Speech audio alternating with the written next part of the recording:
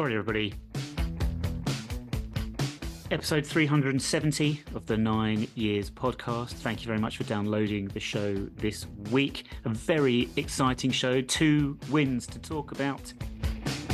1 in the league, 1 in the cup. I think we can all say Tuesday night at Gillingham, opportunity to get into the second round, want to perhaps play Premier League team, Championship team at least, something that's going to maybe get on TV, earn you a bit of money. I think we can say that excitement is something we all look forward to every year, and we could not have got anything more exciting this season than the second round. Incredible draw. Reading away. I'm Nick Draper. I am not joined this week by the face of the BBC Sport website, Mr. Stuart Deacons. I am unfortunately joined by my older, by 6 years, just saying. Okay, that's good though, Chris, because that narrows you down to 37. So you're well done. Chris Draper is here, everybody. Should I put in some fake crowd noise, some fake applause, WWE style? Please do, but stop saying unfortunately. You get the other one who reached out to me. Honestly, there is about 7 o'clock on Friday morning. There were reports of hurricanes in the country because of the collective sigh of people hearing that it's you, not Stu. They've all gone home at the same time, and it's created a massive weather issue. Well, it's lovely to be here. Thanks for having me. Thank you very much for joining us this week, Chris. Thank you very much. It's much appreciated. Stu was overcome with emotion because of the cup draw, and he was so excited and so happy that we got Reading away that he's gone out for a night on the towers. He's having it proper large this evening. He's taking in a show. I believe it's Priscilla, Queen of the Desert. Not again. That's a throwback, isn't it? It is. I made that reference for a long time. What is this, Soccer AM? Come on. Kinda. It's like football podcast meets Soccer AM meets The Big Breakfast meets The Chris Moyle Show meets as many Alan Partridge references as you can possibly get. I would watch that. Listen to it. Yeah. I mean, we're off to a good start. Thank you everyone for downloading the show this week. We are going to talk about, as I mentioned earlier, Lincoln and Gillingham. We're going to look ahead to the league game with Reading. You know, you wait 40 odd years. Well, I haven't, but you know, we've never played Reading in a competitive game in my lifetime, and then 2 come along in the space of 10 days. I mean, really, you can't make this thing up. I will just double check the last time we actually did play Reading, by the way. I think if I'm smart, I think I can answer that one already. Yes, I have actually looked it up already. And do you know what though? We're going to save it for the moment. Okay. We're going to save it for the end. I won't spoil it for everyone. We've also got a game to play. You're going to take on Stu's role answering questions in Richard Osman Foyo's House of Games, which is still with us because we still haven't had any word on his FA investigation as yet. And we'll be looking around League One, of course, the 3rd tier, and Dom's Trust meeting on Monday we will touch briefly on as well. But Chris, we're going to begin with one good thing and one bad thing from this week in the world of AFC Wimbledon. Right. Well, obviously the good thing is 2 wins out of 2. That's actual. We didn't actually win against Gillingham. We drew, but never mind. But no, like away from on the pitch at the minute, off the pitch for the moment, kind of. Good thing. Teams are on the back page of the programme again. All is right with the world. You were so excited, you messaged me within minutes of having one in your hands to say, this is amazing. I can't believe how excited I am. And to be fair, I didn't see you for a while, so I just assumed you'd fainted somewhere. Can I just say, you texted me within minutes about having it one. Was.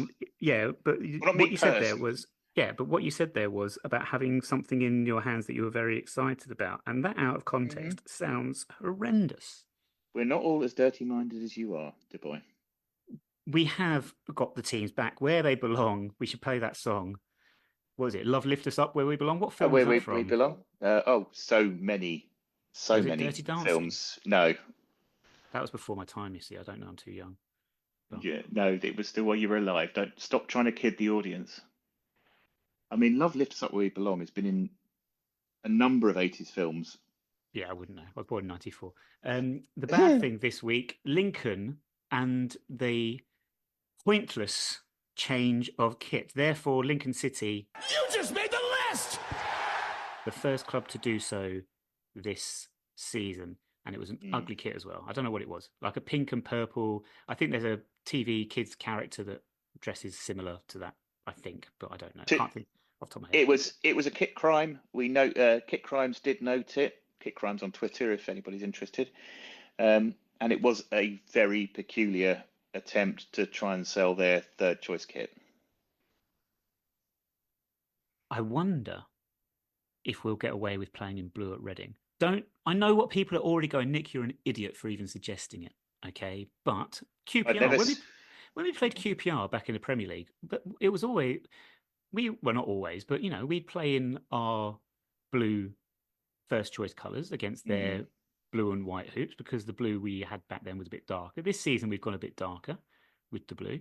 I think it's doable. I know, of course, it's not going to happen in any way, shape, or form, but we can dream. I don't know what colour Reading's shorts are, which I think was always the thing that saved us, because QPR's shorts were white. Ah, I see. But I think it was the shorts and sock combination that always made the difference. We'll have to work this one out during the show, but I mean, it's Very pointless because exciting. we're going to be playing in yellow, whatever happens, aren't we? We all know. We literally are going to be playing in yellow, yeah. Yeah. Anyway, right. Wimbledon 2, Lincoln City 0 is the next thing on my format. Matty Stevens with a 41st minute penalty. Nathan Asimwe in the 77th minute, stealing it with the second goal. Last week on the podcast, Stu and I highlighted Matty Stevens when we were looking at players that perhaps have got the most to think about after the first week of action. And then he turns it around. He is at the centre of everything against Lincoln, because he is the man fouled for the red card. He is the man that wins the penalty and scores the penalty. The second goal kind of becomes a little bit irrelevant, perhaps, maybe. You could say not irrelevant, but you know what I mean? I think the damage was done. Once we got ahead, I don't think we ever looked like conceding. We had the one moment where they broke away. That was a bit of a lucky ricochet as well off Johnson that set them up. So other than that, I thought we saw it out pretty comfortably. I suppose the big question, let's start with Matty Stevens first. Dedicated the goal to his cousin that passed away recently, and the funeral was actually the day before the game. Yes. So we send, of course, our best wishes, of course, to all the Stevens family. He dedicated the goal to his cousin, and I think it's, well, we can break down the goal. But first of all, we talk about Stevens and whether he should be in the starting 11. Did we see why he should be on Saturday? Yes, I think we did, to be fair. I think one of the things we're looking at, if I was a betting man, is that we have identified games. I think Stu touched on it last week. We've identified games that we need to get points from. And I think Saturday was one of those games. And I think, and to be fair, much like we played at Gillingham, we look for those moments where we spring, not the offside trap, but we manage to get ahead of the back four or five or however many are playing. And that is that little one-touch pass. And Stevens has just got that extra bit of nous. When he ran, and it wasn't a sim way, when he ran forward and crossed and the Lincoln chap handled, much as Hackford and Orsi combined for that chance against Gillingham, but he put away. That was that springing nature, and I think he is the person who can still do that. I think he's still the available person up front that can make the run. And I think last season, towards the end of it, where he wasn't scoring goals, we weren't playing to his strengths. I think along the ground, through the back line, he can run onto it, and he showed that.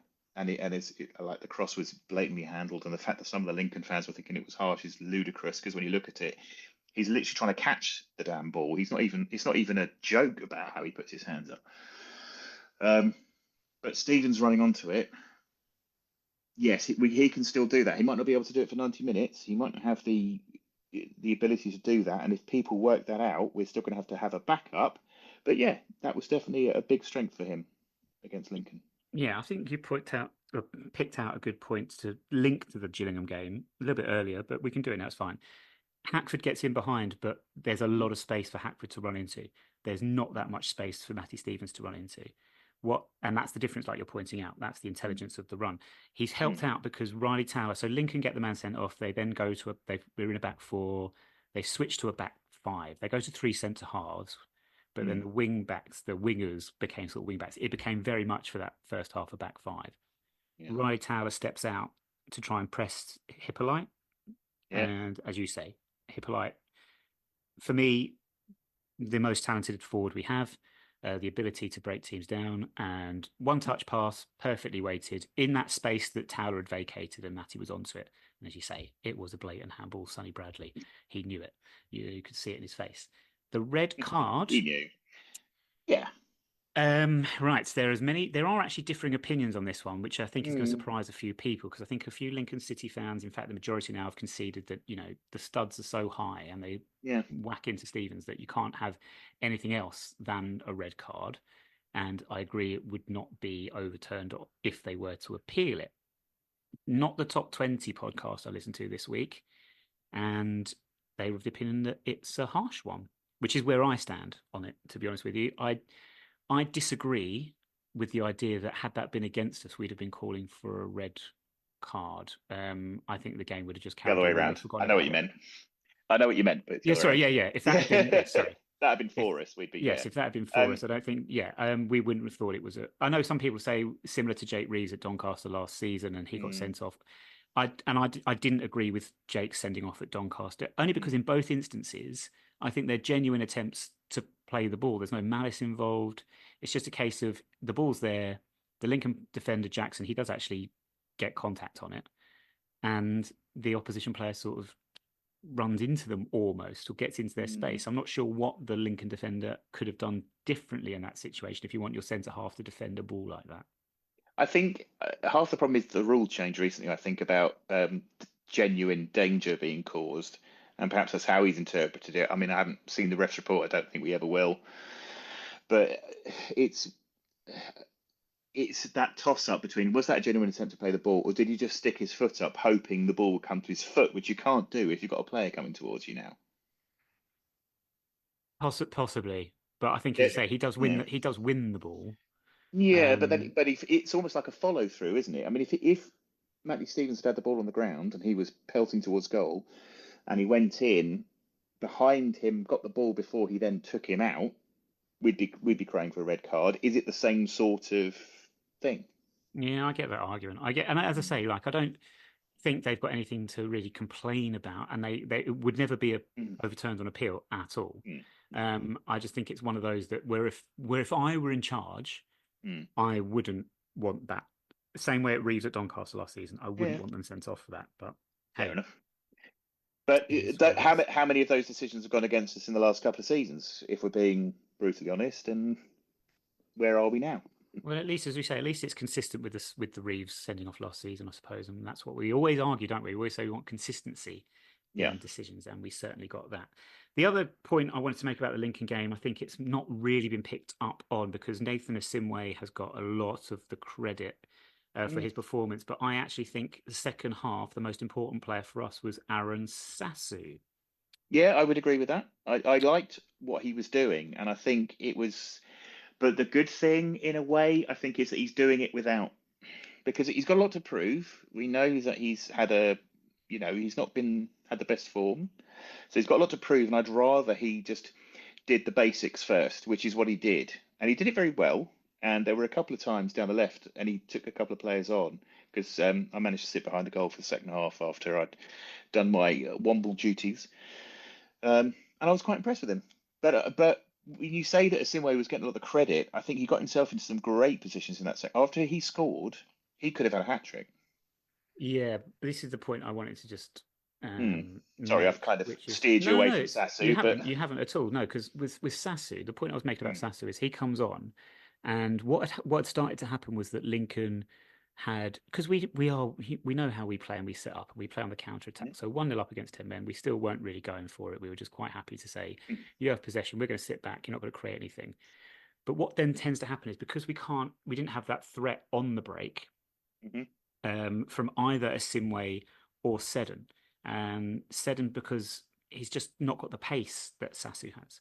So when Sassu came on, Sassu had the pace that worried them because it meant we had an outlet on the break. On the right side, Asimwe was up against Hackett for Lincoln. And he is very fast as well. And those two just almost cancelled each other out. It was a great battle, but they sort of stopped from each other from influencing the game. Yeah, fair. Asimwe gets the goal. fantastically taken goal, great turn in the box, brilliant. Hackett comes off, and Yeah. all of a sudden, Asimwe's got so much more ability to Yeah. get forward and create problems. So Good point. I think that's, I don't know. I'm not saying I'm right on this one, but I just felt that No. element of it perhaps wasn't. No, it's a fair assessment. And one thing I will say about both Asimwe and Sasu is that I think if we had still been 0-0, I think Sasu would have come on earlier. Yeah. And I think that might have changed the difference. But I think at 1-0, as I think we're going to find a lot this season, and I think you've alluded to before, we are going to be playing for 1-0s an awful lot. And I think, yes, once we had it 1-0, we became a bit freer. But could you imagine if we left that gap, if Lewis hadn't got back and made that interception? Well, I say interception. I mean, it was a shit pass, but let's be honest. But if You that can't hadn't, swear on this podcast. Honestly, I've never sworn once on this podcast. that is a fucking lie. If he hadn't have made that connection, or if the pass had been better, shall we say, then we'd have been looking at a very different game, come 1-1 or come 0-0. And so Sasu might have come on a bit earlier, but we played it perfectly, and I think we got that first win, which I think was the most important thing. I think the pressure is always on teams that come up to get that first win, as Port Vale are finding, because they haven't got one yet. No, whereas everyone else that got Whereas promoted everyone else has. Yes, I mean, and Doncaster's case, they've got 2 and cup win. they've done very well, and so I think it takes a bit of the pressure off. I think the more confident we become can only be a plus, and that's just me. The Joe Lewis interception, we have to say that Joe did incredibly well to cover the distance to get himself back to block it. As you mentioned there, their player Draper, the right back or right side of centre half, as he became at least in the first half after the red card. I think he got caught in 2 minds what best to do. But part of the problem he had was that I think Isaac was just got his positioning spot on. Got his positioning absolutely spot on, made it really difficult for them. So, and then that allowed Joe to get back and get the final touch. So, the only thing with Joe is we have no word on exactly what happened at the end of the game. Is no news is good news, I assume, but sometimes we like to cover these. Well, Yeah. we like to cover up these things. We don't like to come out publicly and talk about injuries because it gives the opposition a steer as to who may or may not be available. Well, that's what I was going to say. I mean, what we don't want to do is give our next opponents that, oh, well, he's not going to be there, so we don't have to worry about him. Let's worry about the reserves or whatever, and then make it a nice surprise should he hopefully turn up. Yes, well, he took a heavy landing, and it looked like it could have been his shoulder or his elbow or his ribs, even. No idea. And I've not heard anything, so no news is good news. We'll go with that. We shall go with that. Then on to Gillingham in the League Cup. Yeah, I don't go to Gillingham. Lovely Gillingham. I just want to make a point here. So 8 changes to the starting lineup. Yeah. From Lincoln, but only 3 from the team that actually finished the game against Lincoln. And we haven't mentioned 4 subs we made against Lincoln, and there was we did them quite early actually as well. Yeah, that was unusual. It was unusual. Yeah. But this time, as I say, 8 changes to the starting lineup. I actually think by the end of the game, 7 of the starting lineup against Lincoln finished the Gillingham game, if that makes sense. I suppose that would make sense, yes. And the ones that didn't finish were Bishop in goal, Joe Lewis, who was not in the squad at all, Jake Reeves, who wasn't in the squad at all, and Marcus Brown, who wasn't in the squad at all. And you could argue that's the spine of your team, and potentially Johnny Jackson's first choice 4 players in the team. And then we struggled a little bit in the second half. We got a great goal, as we mentioned earlier, great counter-attack. Omar wins the ball back. We'll talk about him as well in a minute. We should do. He plays it through, and he said the pace that Hackwood has, he was away. He had a lot of space to run into, which helped. And he took it really, really, really well. But then second half, I think we struggled a little bit. They equalised from a set piece, a corner. Not great from us, to be honest. And then the luck we didn't have against Luton when the ball hit the underside of the bar and went in, we did against Gillingham because the ball hit the underside of the bar and bounced out. Which was incredibly lucky, yes. Yeah. But hey, we got through with it. What do you want from a League Cup first round tie against a team from a lower league? You want to get through without any injuries. Well, it doesn't happen very often for us, but yes, that's what we want. And that's what we appear to have done. So yeah, Yeah, I think it was a job done. I did ask on the Twitter before about what would you like from tonight? Do you want to rest everybody and concentrate on the league? Do you want to try and get a win at all costs because wins are good, or are you not that fast? And the overriding opinion was no, we try to win every game. Like you say, 8 changes. I was surprised it was that many. But then obviously over time we put all the first team back in, if we're being honest, apart from, like you say, the three in the spine. But look, at the end of the day, we crashed through. We don't have extra time because obviously Tottenham needs to be in the whatever the Super Cup was or whatever, and Manchester United need to play a meaningless friendly in Qatar or some bullshit. So we didn't have to have the extra time, but we did have the penalties. The penalties were good. Uh, Joe McDonald did very well. There was a lot of criticism when that goal went in, their goal went in, at Joe McDonald. And when I watched it back, I'm like, how can you blame Joe McDonald when there's 20 players pretty much between him and the goal line, and it goes in, it glances in off his head? Yeah, it was a crap goal to concede, but at the same time, what are you blaming the goalkeeper for when he's got everybody and their mums on the goal line? And then he pulled out 2 saves in the penalty shootout, did really well, getting all the plaudits as he should. The retake and penalty I've rewatched and definitely was requiring of a retake. The keeper went about 5 yards off his line during the run up, which was the difference. A lot of Gillingham fans were like, but your guy, he did that. Yeah, but after the ball was kicked, which is a massive difference when it comes to penalty shootouts, as you know. So pleased for Joe, pleased for the team, and ultimately, yay, we got Reading away in the next round. Hurrah. Joe McDonald, there's a couple of things I want to touch on. The other thing about Joe when he was diving for the penalties was one foot was still touching the line, which I still believe is the rule. That's the rule, yeah. It's just rare. It's rare that you see those things given. That's what I would say. So so I understand Gillingham fans' frustration, but they've got nothing to argue about. No, I mean, when I watch the replay, he literally jumps a full 5 yards forward before. All right, 5 yards. Is extreme. All right, 5 yards, but enough that he's not on the bloody line, and that's all that matters at the end of the day. Yes, it is. And Joe, similar almost to Owen Goodman against Ipswich last season in the Cup, where he made. Yep. Owen Goodman did actually make an error for the Ipswich equaliser, but then he redeemed himself with the penalties. Joe, when I hadn't really given it any thought, to be honest with you, it was just a corner that they've headed in. But watching it back, I suppose you can argue that he doesn't need to perhaps come. He comes into traffic and he almost gets blocked off as well. I'm not sure if he's going to get the ball without being blocked off. I'd have to see it again, but I think it's being a bit overly harsh on that one on him. And as you say, he redeemed himself. 4 penalties. We scored all 4 in the end. He made 2 saves. He was the hero of the evening. Great for him. First game back for a number of years since rejoining us. And positivity, the power of positivity. Happy days. Yeah. Happy days. Indeed. Who had, looking at those 2 games, who had the best week for you? I'm still going to go with the Simway. I know he only played one of the games, and I know. No, he started. Of course, both. Sorry, he did start in both. His speed will be the difference for us. A lot of people have said Josh Hu, which I can understand, but I still think it's a massive loss. But Simway is going to be a cracking little player, and I think he had probably the best week for me.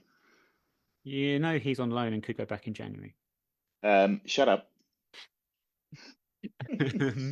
Yes, everybody says don't fall in love with a lone player. I understand that. But at the same time, let's love him while he's here. We love Aaron Ramsdale for 6 months. Yeah, but that was at the end of the season. It's different. It's different. I would actually say for my pick for best player of the week, or who had the best week, I would say Matty Stevens actually, because he again scored a penalty in the shootout as well. Yep. Fair. So and we said he might have problems. We still got a lot of forwards and a lot of competition for places, but I think he showed his worth. We just need to get him a goal in open play. That's the next job. That would be nice, but I don't think it's far in coming. I think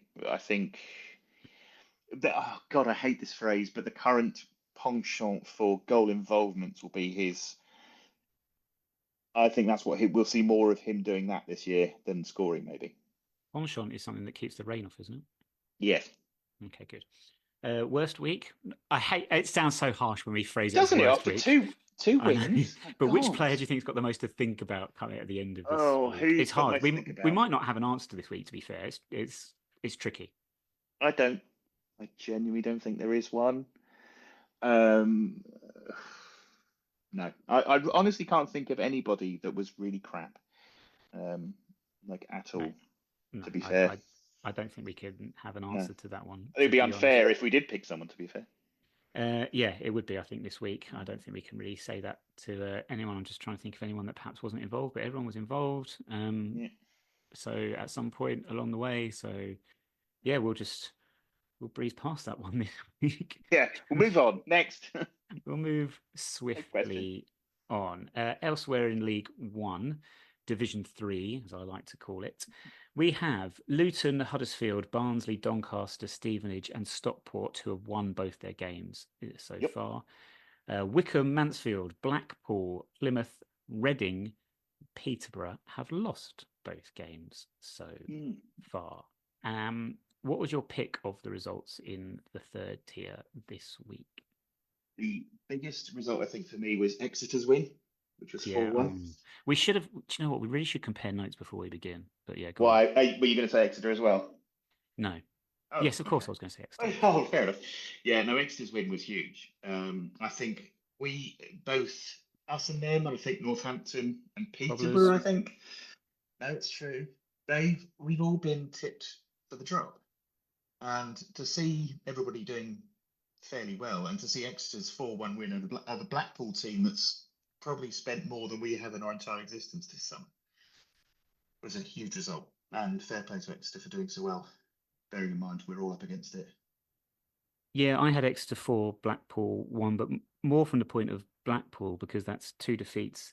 2, they got knocked out in the cup, in the week. Conceded 7 goals in the league already in 2 games. So surprising to see them down there. And that's why I thought Exeter, as we say, who've got similar financial issues to ourselves at the moment. Yeah. It's hard being a fan-owned club. They are But fan-owned as well, and I've got contacts is a strong word, but I know a couple of people that are Exeter fans. I know a couple of the sponsors down there, and it turns out I'm actually going to be down in Exeter for the match in December because my father-in-law lives down there, so I might be staying there overnight, which is handy. And I've been meeting up with some people down there, and yeah, they have the same challenges we do, but a lot of people write that off, and they should stop. talking about our financial problems, Don's Trust meeting on Monday, Yes. where we have voted. I don't know what the numbers are. I just know that we voted. We voted to sell some shares to John Green and friends, John Green and Et associates, al. Yeah. across the pond, LLC or something, whatever they've termed themselves as. Don't believe the investment, something like £1.04 million is something like going to that. go Oh no, into. was it 1.4? It's $1.4 million, I think, which is about Oh, yeah. £1.04 million. Of course. So don't think any of that is earmarked for the playing budget. I think it's to go to other things like stadium expansion and training ground and stuff like that. Yeah. There was a video where a few of the people involved introduced themselves. I did worry when the lady with the rabbit, when she got the rabbit out, I wondered what was going to happen. I was quite worried for a moment there. I thought the rabbit was going to come to some form of ritualistic killing. We will give you this money, but we have to kill a rabbit.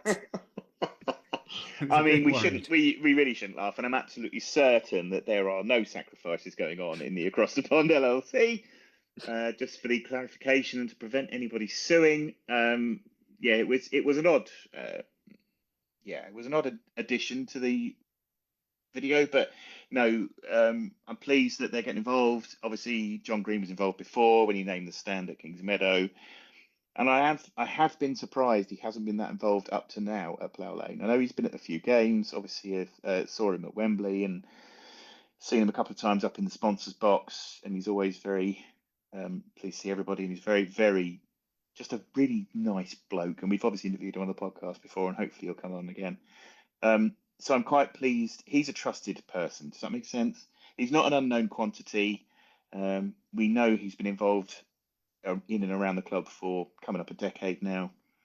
So yeah, pleased that it got voted in, to be honest. You say he hasn't been involved as much, but don't forget he was sorry, appropriate adults is what I was thinking. You said trusted adult, and I was thinking, what's that phrase they use? There was a drama series about it, appropriate adult. Yeah, don't. Yeah, let's not talk about that. No, he's helped out with the playing budget previously though. Marcus Yes, Brown and Joe y- Lewis are but somewhat on funded but by not him, but not as, what's the word I'm looking for? shareholder. Front and center. Do you know what I mean? He's not been trumpeting it as much as I think this will be once it's all over the line and sorted out. I think this is a big thing. This is on the scale of like buying a stand, rather than putting a few quid in here and there, which has come out of his own finances. This is a group of people.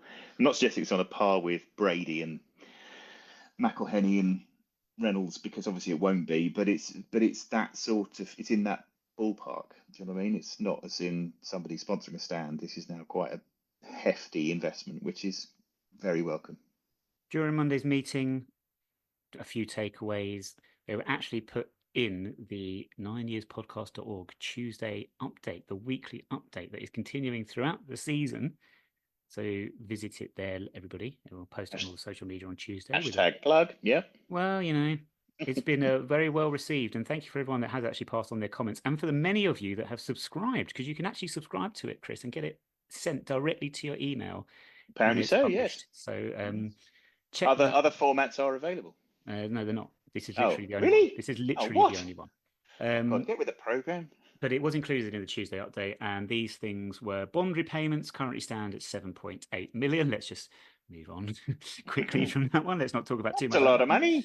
Insurance on the stadium, on the pitch and whatever, has increased by about 30%, which sounds a lot because of the explosion. Yeah. I call it the explosion because everyone keeps talking about when the Wandle burst its banks, which never actually happened. It was all underground and problems. Anyway, it doesn't matter. And overground, in fairness. Wombling free. Thank you very much. much. But the as it was pointed out, it sounds a lot, but actually it could have been a lot worse. And at some points they were talking about perhaps it being doubled. So we've done well there to maybe keep it down to just 30% because it was going to happen. Of course, it's going to happen.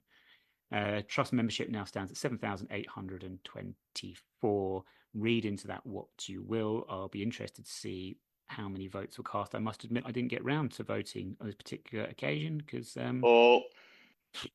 bet you don't vote in the general election either. No, what's the point? What's my vote worth? I do actually. Do you know what? On that note, I do actually vote in general elections. Of course you do. But you are quite right. But no, you are quite right. It makes no difference. We're all completely screwed. Your vote for the general election is worth less than your vote for the Don's Trust. But we'll move on quickly. My vote is absolutely. I live in Surbiton. My vote doesn't affect anything. You don't. Ed Davies getting in whether I vote for him or I vote against him. Doesn't matter. Controversial. Anyway, not really.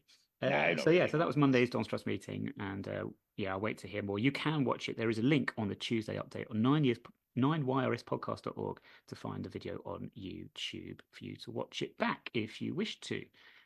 Stu was there helping out, sorting it all out. So once again, volunteer workforce doing a grand job. Should we switch things up a bit with Richard Osman Foyo's House of Games? Go for it. I've been waiting for this because I love House of Games, so I'll probably fail miserably at it.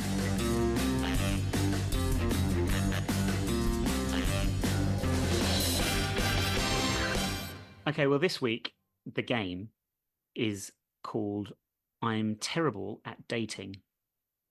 And this is the game where I give you an event and you have to tell me in what year it happened. Oh, for God's sake. I just thought this was autobiographical. And if you can give me the year, I'll give you a point.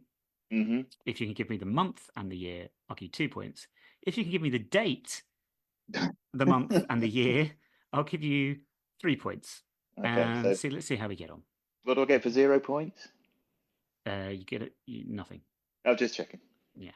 Far away. Okay, so to be honest with you, if you give me the year, that's good enough. If you want to have a crack at the other ones, do so, but don't worry if you don't. So number one, what year did we last play at Kingsmeadow? Oh, wow, that's actually tougher than I thought it was going to be. That's 2020. It was, well done. 2020. Thank you. Yeah. Any guess at the month? January. No, it was much Ah, later actually. was Lockdown it didn't really? happen until 7th of March 2020. Oh no, March. Yeah, that would make sense. Because Yeah, do you know what? I was bizarrely, I was down. I was on holiday when lockdown came in. really? I was in Cornwall, and there was me going, "Nah, they won't lock everything down." Fail. Yeah, Anyway, same. Never mind. yeah, never Uh, mind. okay, this one's even This was even harder. Oh God. um, on that note, and with a Yes. view to Saturday, when did View to a Reading kill. when did Reading last play at Elm Park? Uh, 2001. It's good, but it's not right. Oh damn it! Look, It was 1998. really? The 3rd of May 1998 was their Uh, last game at Elm Park. And I'll tell you okay. what else. They lost 1-0 to Norwich City. Craig Bellamy scored the goal for Norwich City.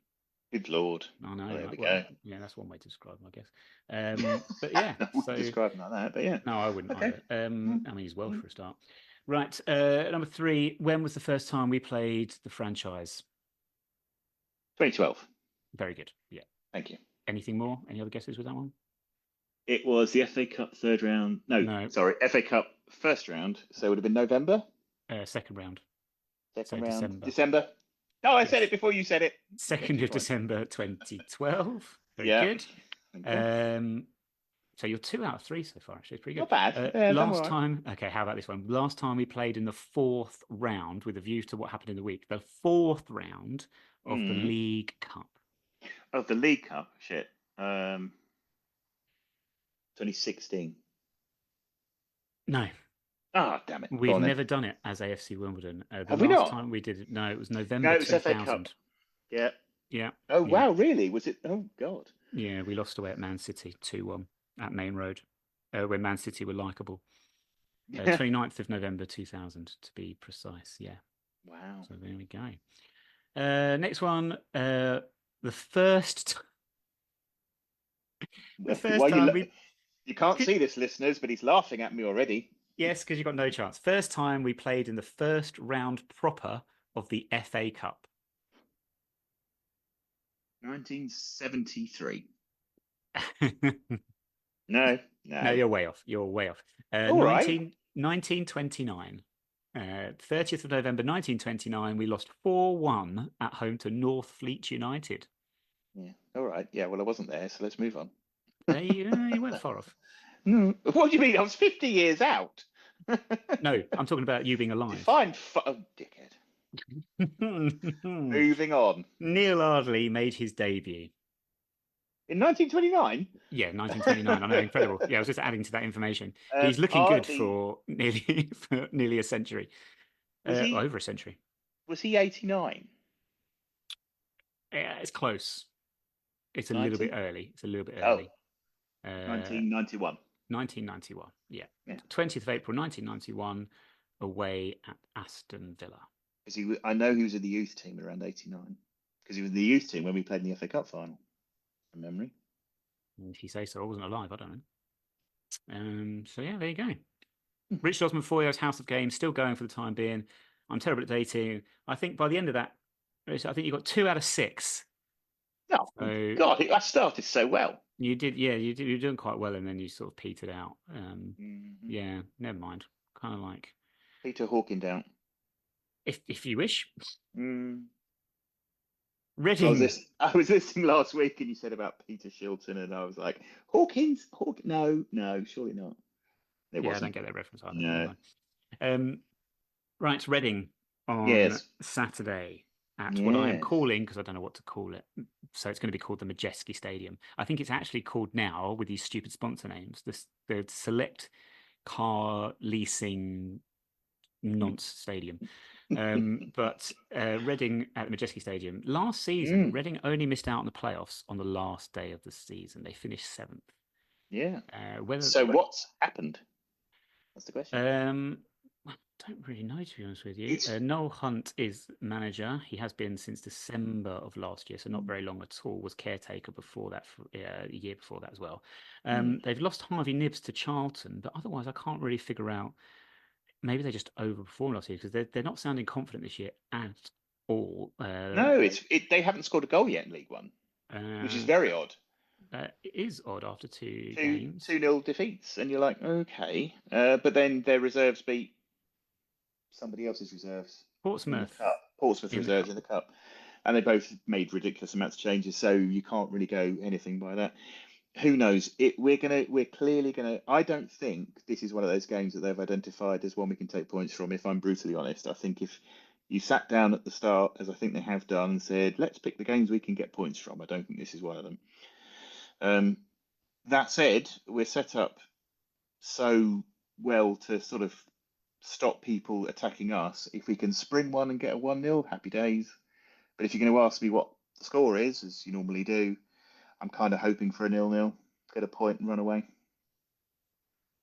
Well, I think there's a few things to actually tag on to what you said there. Yes, they have lost both league games, but they did win in the cup, as you mentioned. But actually, they got the goals are scored by what I'd consider first team starters. You'd expect to see them starting on Saturday.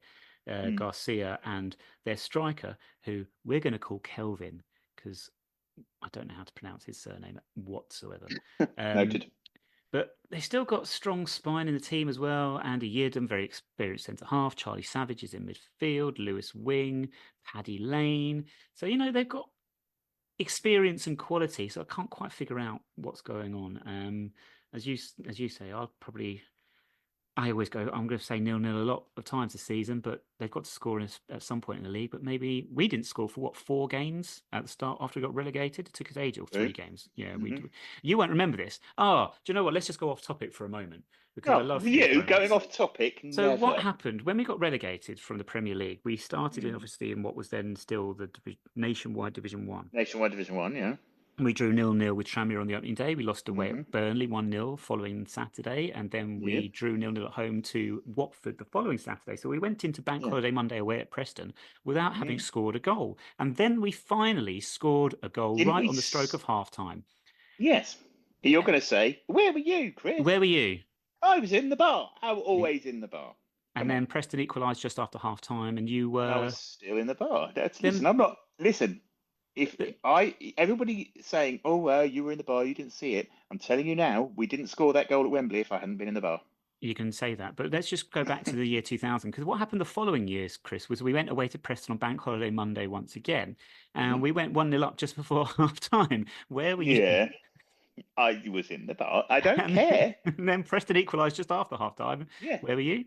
Yes, but I'm going to say it again, and I'm not going to get wound up by this, but I don't care, because I tell you what, if me going to the bar means we score every time I go to the bar, I will be in the bar.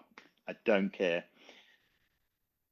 That didn't work, did it? I'm saying nothing. Didn't work, did it? Absolutely nothing, no. Anyway, yeah, I'll take a 0-0. Yeah, I would as well, to be fair. Our record against Reading is played them 8 times. We have won just the once, drawn 4, lost 3. The last time, one last go, I'm terrible at dating. When was the last time we played Reading in a competitive game? Because they weren't in Nationwide 1 when we were before we became AFC Wimbledon. So it would have been a long time before that, which would have been around about, if we calculate 84. That's close. It's good. It's good. It's 82. That wasn't bad. It wasn't bad. It wasn't bad. I will take that. Yeah. It was genuinely before I was born. Literally, not figuratively. Not figuratively, not in my imagination. Literally. Genuinely. Oh, genuinely. Yeah. So there we go. Anyway, and we're taking loads of fans. They're talking about 2,000, so it should be great. We're going to take nowhere near that for the League Cup game. And yes, to further that, there were some fans sort of getting annoyed at Reading at not releasing more tickets than have been sold already. Folks, they'll release as many tickets as we can sell. Just chill out. Everybody relax. We will get the tickets. Don't worry. Yeah, we're not going to... I don't think anyone's going to go wanting for a ticket at Reading. But I just think at this stage, if you've not yet purchased one, I think you've got to do it via Reading, but that's fine. You can rig them up, or just turn up. If they're selling one, get on space. Yeah, space is available. Okay. Right, elsewhere in the third tier, there is a full programme of fixtures, which is great. Every game on a Saturday, as it should be. Still got 2 12:30s for TV for no reason whatsoever, but never mind. The pick of the fixtures for me, Barnsley versus Bolton, 2 clubs that you would expect to be in the mix for promotion and the playoffs at the end of the season. Barnsley have won both games so far. What has taken your eye? I did see Bradford Luton because I think this will be a big game for both of them. I think this will probably define where they're both going to be or what their intentions are for the season. I did notice, I know you sort of glossed over the 12:30s, but Mansfield away to Exeter is a nightmare for Mansfield fans. I think if there's one thing this football ombudsman might want to look at is perhaps someone like Reading Wimbledon, not that I want to be a 12:30 kickoff, would be a better choice for people travelling to that match than Exeter bloody Mansfield. But that's my mini rant over. I'll get on one Moanbulden or whatever the current Twitter page is. Is it Wimblemoan or something? No, it's just Womble's had a moan. Womble's had a moan, that's it. Yeah, I don't want to be on that, but let's be honest. Wouldn't it be better if even someone like Cardiff Rotherham was the game at 12:30 rather than some poor Mansfield fans having to travel down at probably before they go to bed to get to that game down in Exeter. Cardiff Anyway. Rotherham. Well, I don't Of know. all the fixtures to pick, you chose Yeah, Cardiff I know. versus Rotherham. I just threw that out there. Okay. I'm not sure Reading- Cardiff Rotherham at 12:30 is any better. I did say Reading Wimbledon as my first choice anyway, which I think would have been better. And I mean, I know, yes, we'd have moaned about getting up there for 12:30. Would have been damn sight bloody easier than getting down from Mansfield. I'm never going back to Mansfield. It's not, no. Once you've been, you don't need to go again. It's one of those places. Yes, but cool, there you go. And then, as we know, you are our Nazi Twitter executive on the podcast. You'll be providing updates from the Majetski Stadium on Saturday at 9yrspodcast.org. I think that is us for this week. You don't sound sure. Yeah, I'm just trying to wrap my brains to think if I've forgotten anything. I suppose No, we were going to talk about Omar Bugler, I think. But do you know what? Let's give that another week to see what happens next week. Because don't forget, Reading on Saturday, but then Cardiff at home the following Tuesday. So 2 games this week. So we have to think about squad, perhaps rotation and opportunities for players that weren't involved last week as well. Very, very quickly, Omar, if we're talking about Omar, he was told he had to, I don't know whether he was told he had to book his ideas up, but he got chucked in against Gillingham, and he was the one who tackled back and got the pass away for the goal. I think he did. I think he proved a point. On that note, thank you very much. Chris, thank you very much for joining me this week. Thank you for having me. Thank you, everybody, for listening. We will sign off in the usual manner. Alexa Bliss, bag first, milk last. 2 + 2 continues to equal 4. And we shall speak to you again next week.